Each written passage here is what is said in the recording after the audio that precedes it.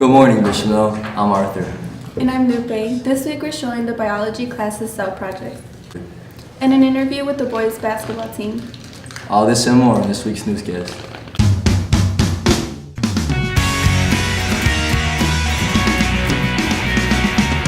Last week, Ms. Guaz's biology students created cell models that identified all of the different parts of the cells. Many of these models were edible. Let's take a look at the biology lab.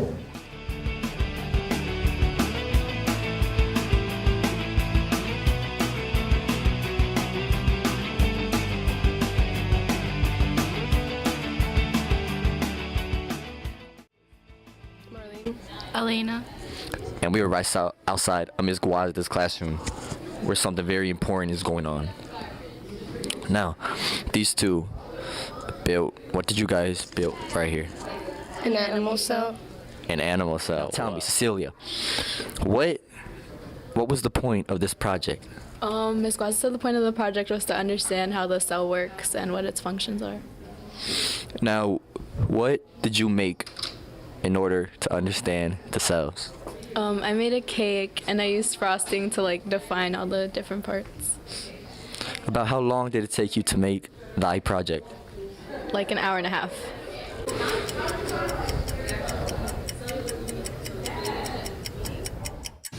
There's only 2 days left to bring in food for the food drive. All donated food goes to help St. Joseph's Food Pantry in downtown Hammond. Bishop Noah is known as one of the greatest benefactors to St. Joseph's Food Pantry.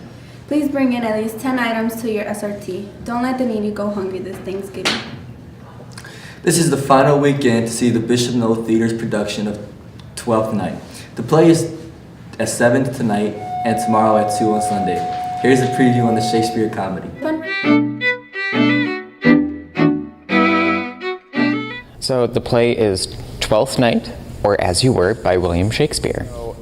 On the short run, the play is about Viola and Sebastian. At the top of the show, they're twins on a ship and they're in a storm and they are shipwrecked.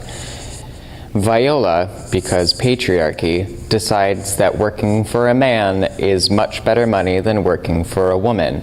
So she disguises herself as Cesario, and she uses her brother's clothing since they are almost identical except for the fact that one is a boy and one is a girl.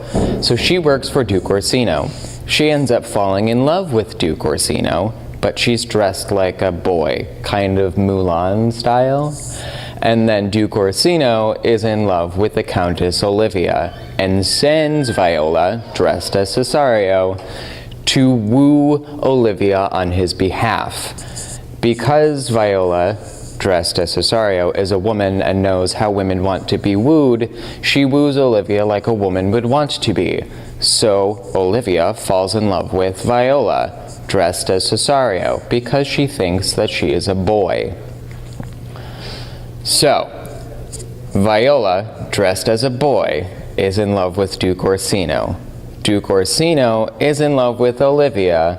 Olivia, thinking that Viola is a boy, is in love with Viola.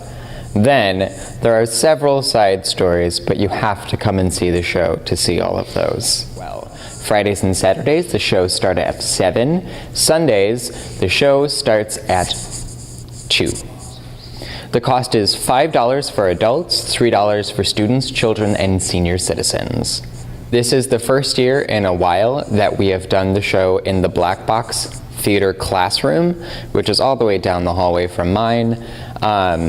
Miss Conley's room? Yes, most people know it as Miss Conley's room, which is a different experience for a lot of our students, faculty, and Bishop Noel family. Since we usually only do student-directed one-acts in there, this is the first time in at least 3 years that a full-size production is going up in that classroom. Fundraiser for Jayla Winfield will be today in the afternoon during SRT. Students who want to attend must purchase a ticket for $3. If you can't attend, just report to SRT.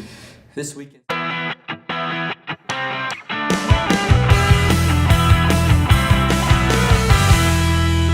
Hi, I'm Heaven. And I'm Arthur. And this is your Bishop Noah Sports Update. The past week, our Lady Warriors basketball team defeated Highland 54-48. On Friday, November 10th, Bishop Noe girls varsity basketball beat Maryville High School 72-69. The boys basketball team will start their season next Wednesday at home at 7 o'clock against Munster High School. Also, Saturday, November 11th, Bishop Noe boys varsity hockey beat Fort Wayne Bruins 5-3.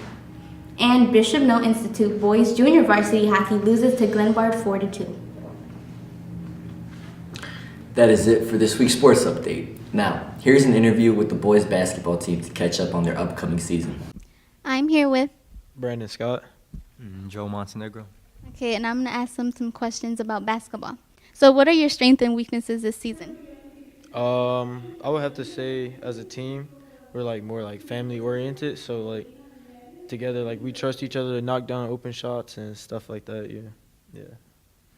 Weaknesses. You think we have any weaknesses? Weaknesses. I don't think we have any weaknesses actually. Yeah. What are your goals for this season? Our goals, just go as far as we can. But hopefully down the state, we should be able to do it, I believe. Go every year, go down the state. Yeah. What is your funniest moment that you had this basketball season? This basketball season, I don't know.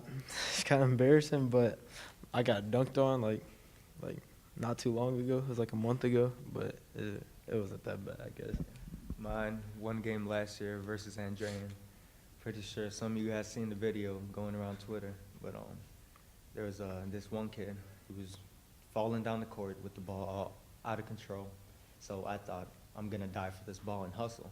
So at the exact same time I dove, he gained his balance and he crossed over and I flew across the court. And everybody jumped up all wild thinking, oh, he got crossed, and it wasn't that. I dove, guys. So, yeah. So now that you guys are ranked 3rd in the conference, how do you feel?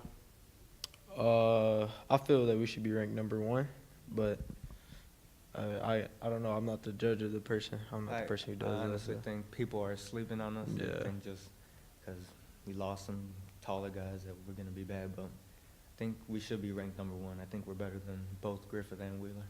What game are you most excited about playing and why? Oh, definitely Andrean. Definitely Andrean. And just to redeem myself from last year, to show everybody that, you know, I'm a better player now. I'm smarter. Right. That's good. Which is going to be your most challenging team to play and why? Joe, you got something? I think one of our games is down in Indianapolis. It's Marion. I don't know where they're located, but they're a very good school. They've had a lot of NBA players come out of that school. Yeah, that would probably be the most toughest game this year, I believe. Yeah.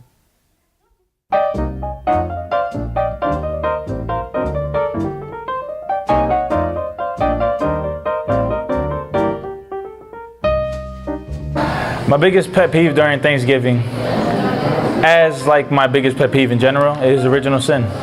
What's your favorite food during Thanksgiving? My favorite food, I'm Puerto Rican, and we serve pastelillo during Thanksgiving. That has to be my favorite food. How about your least favorite food? My least favorite food? Yeah. Food is gains. I love all food. Go Black Friday shopping? No. Why?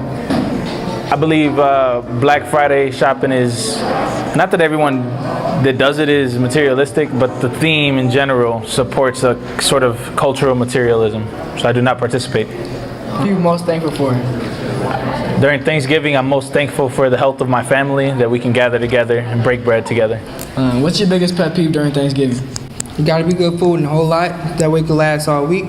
Cause you know Thanksgiving for black people it lasts about a whole month. That's leftovers every day. What are you thankful for this year? I'm thankful for getting taller and getting a new back. All right, thank you. I'm here with Mr. Houlihan. What's your biggest pet peeve during Thanksgiving? Traffic. I can't stand heavy traffic. Favorite food during Thanksgiving? My favorite food is ravioli. Our family makes a lot of ravioli during the holidays.